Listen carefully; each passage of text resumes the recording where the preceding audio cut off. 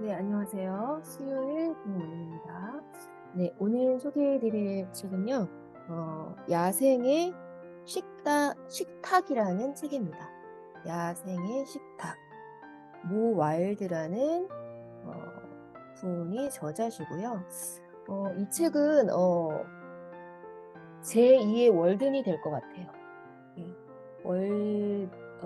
소로가 2년 2개월 동안 숲에서 이제 살기로 결단하고 이제 실험을 하죠. 이 책은 이 모 와이드라는 분은 채취가이면서 약초 연구가입니다. 약초 연구가. 그래서 어떤 실험을 하냐 하면 1년 동안 마트를 가지 않고 오로지 그 숲에서 난 그 식물들을 채취하면서 그곳으로만 1년 동안 살아보기로. 그러니까 식료품을 사거나 뭐 이런 데 돈을 절대 쓰지 않고 농사도 짓지 않고 오로지 이제 자신이 살고 있는 곳이 스코틀랜드 중부 자연이거든요. 그러니까 거기서 나는 것만을 채집해서 살아가는 것을 실험을 해봐요.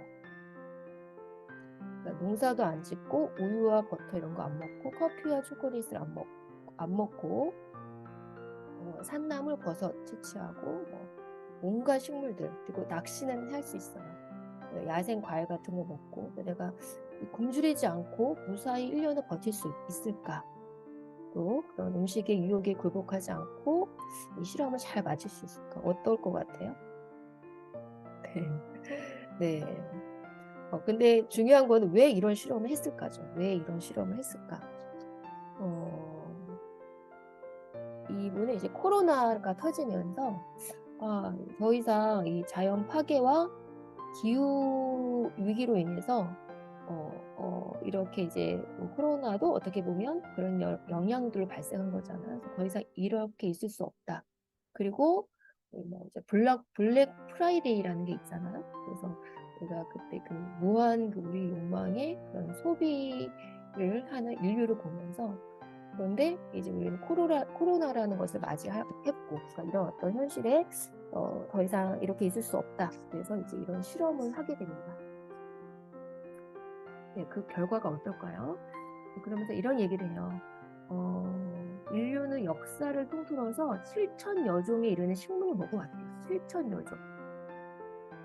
그래서 연구에 의하면 수렵하고 채취하는 이 공동체가 한 해 동안에 보통 100에서 350종에 이르는 식물을 섭취한대요.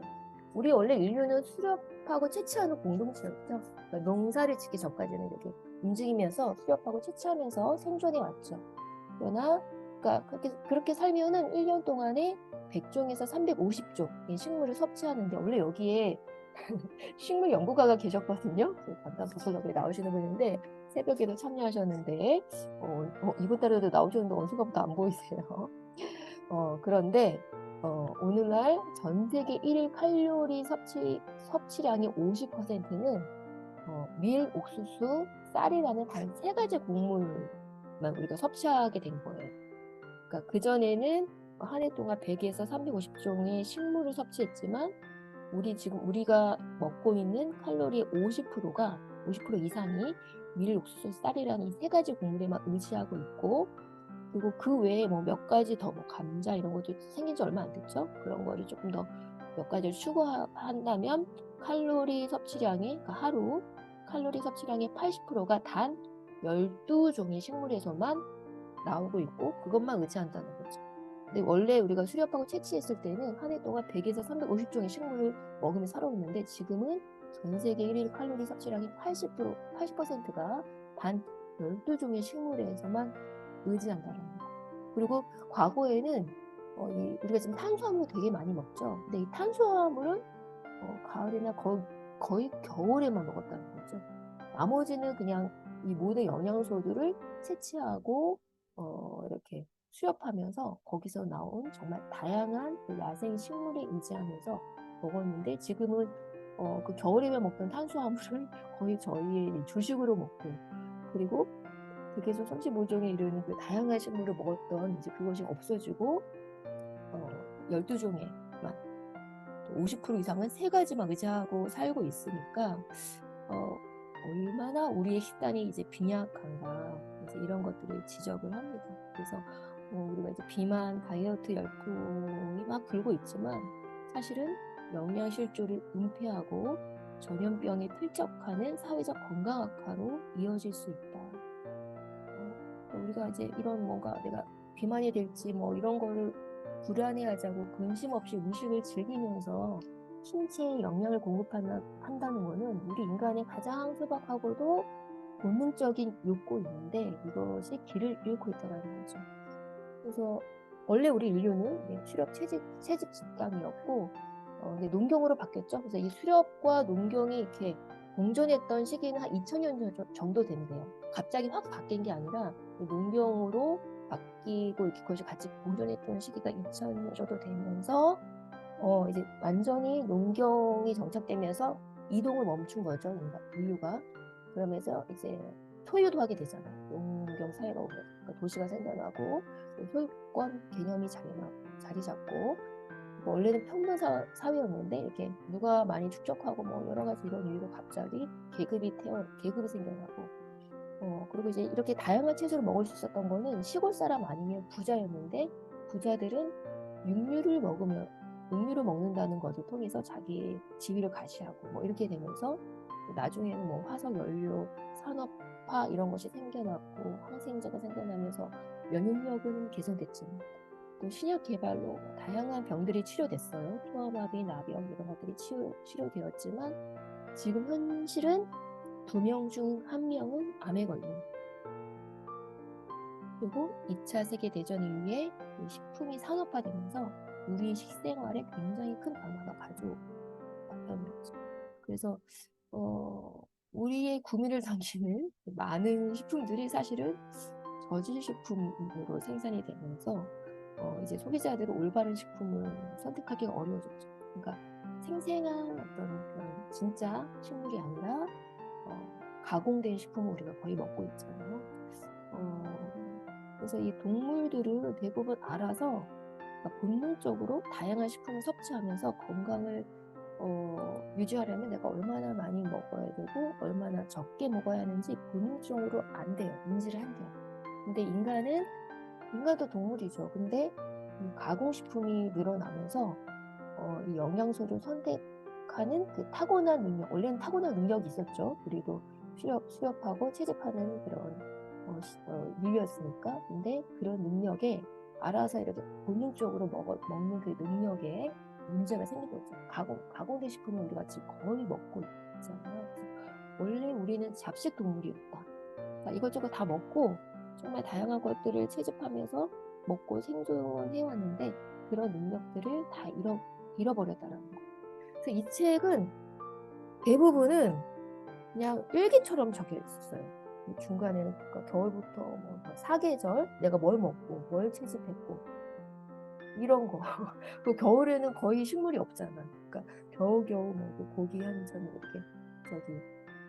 이렇게 고기가 아니라 그런 이제 생선 같은 건 먹을 수 있었으니까 약간 뭐 견과류 얹어서 보관했던 그런 것들을 이렇게 먹었던 이렇게 생존했던 그러니까 그러면서 그 숲에서 야생하면서 얻었던 그 자연의 경이로움과 뭘 먹고 뭘 했는지 그런 걸 중간중간에 기록하고 중간중간에 느꼈던 거를 이제 정말 기록한 거예요. 그래서 분량이 좀 많아요. 400페이지가 넘어가는데 그래서 결론은 그럼 이 사람이 잘 먹고 잘 살았냐 그러면 결론은 그래서 이제 중간중간에 몇 개월마다 장내 미생물인가요? 그거를 검사도 했대요. 검사를 하면서 변화도 추이도 이제 실험을 한 거니까 이제 했고 이제 뭐 이 책을 마무리하면서는 그것이 아직 충분히 결과가 나오진 않은 상태이긴 해요. 근데 결론적으로는 31kg를 우선은 감량을 했어요. 그걸 목표로 하지 않았지만 그리고 정신적으로 이렇게 마지막 부분을 좀 읽어볼까요? 이런 표현들이 있었는데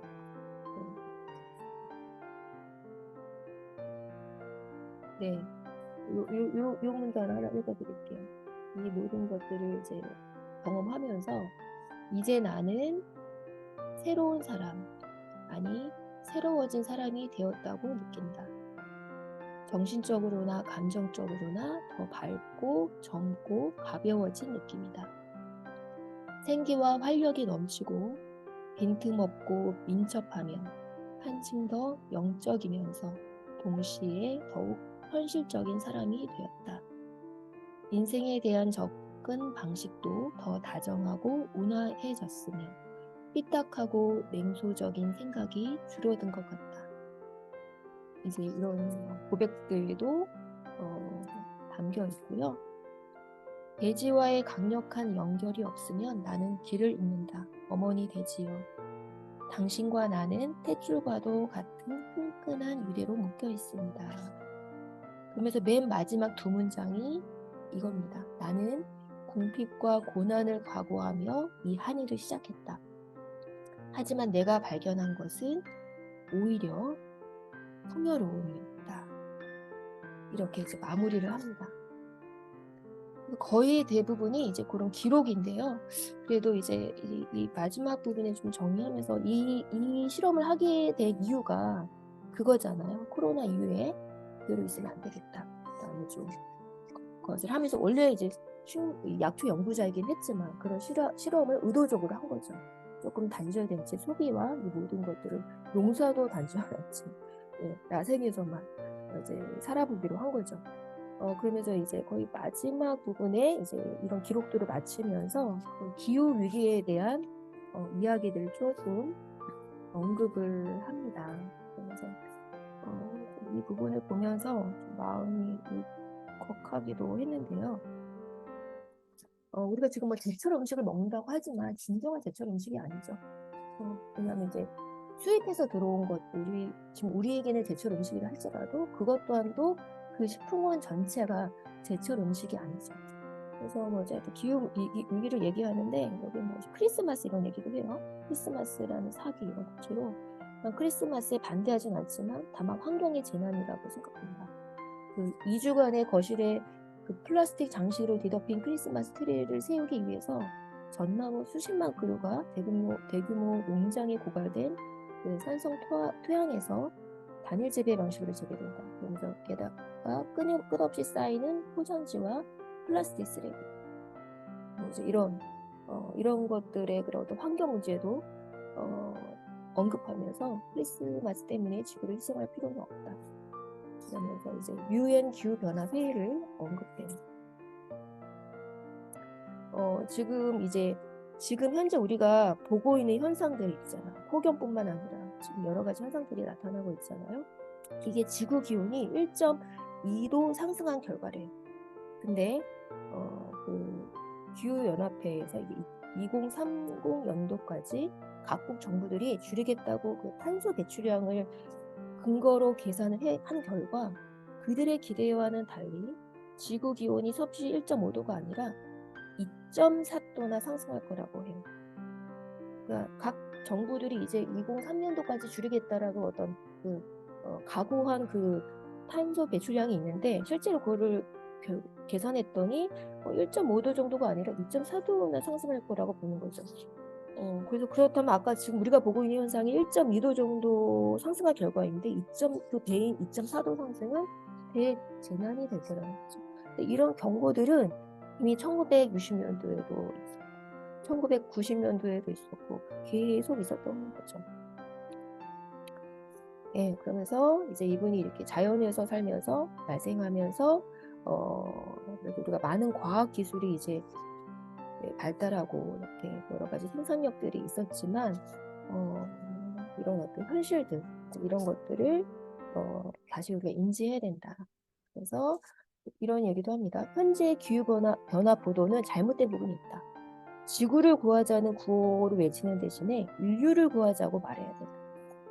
그러니까 지구를 구하자고 하지만 사실은 그 안에 우리가 살고 있잖아요. 그러니까 인류를 구하자고 말하면서 우리가 좀 더 경각심을 가져야 됩니다. 그렇지만 희망적으로도 얘기는 합니다. 그럼에도 우리 호모 사피엔스는 살아남을 것이다. 우리는 독창적이고 유연하며 스스로를 열심히 돌볼 수 있는 존재다. 그래서 우리가 선택해야 할 것은 지구에서 더 행복하게 살아갈 수 있는 삶의 방식이다 라고 얘기하면서 이렇게 얘기를 합니다. 이렇게 이제 쭉 여러 가지를 얘기하는데, 그래서 좀 행동을 촉구합니다. 정치 권력이 없는 우리가 지금 당장 할 수 있는 일은 평등을 실천하고 소비를 줄이고 더 단순한 삶을 살며 물질보다 정신을 추구하는 것이다. 네, 그래서 뭐 우리가 지금 당장 뭐 소로처럼 또 이 저자처럼 숲으로 갈 수는 없잖아요, 그렇죠?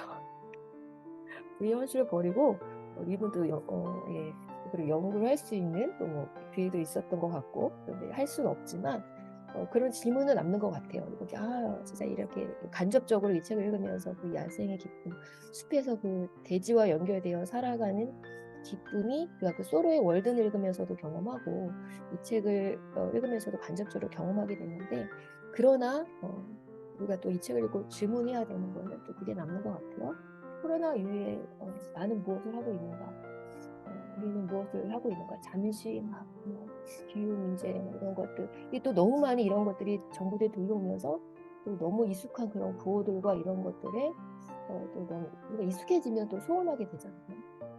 우리가 정말 우리 삶의 방식을 뭔가 조금 더 변화를 주고 삶의 방식에 뭔가 또 실천하고 있는 것이 아닌가, 그런 물음들을 좀 저에게 좀 다시 해보면서 또 여러분들도 우리 정말 우리 경각심을 가지고 어떤 실천들을 우리 삶의 방식을 좀 불편하지만 우리가 조금 삶의 방식을 좀 조정해가고 있는지 좀 질문을 던져야 하지 않는가, 그런 생각도. 그리고 이 책은 그런 질문들을 다 숲에 들어가 야생을 채집하면 살 수 없지만 이제 그래도 생존을 했다는 거죠. 그때 우리가 돌아가긴 힘들잖아요. 그런 질문을 좀 다시 던지면서 진지하게 좀 뭔가 액션, 개인적인 삶의 방식에 기업의 소비자로서 액션을 취해야 되지 않는가. 우리 지갑이 조금 더 가벼워질지라도 우리가 구매하는, 소비하는 물건들, 음식들이 변화를 줘야 되지 않는가. 소비자로서 고민을 또 한번 해봐야 되는 책이었습니다. 네, 오늘 야생의 식탁 여러분들에게 소개해드렸고요. 네, 오늘도 여러분 좋은 하루 보내시고요. 내일 뵙도록 하겠습니다. 안녕히 계세요.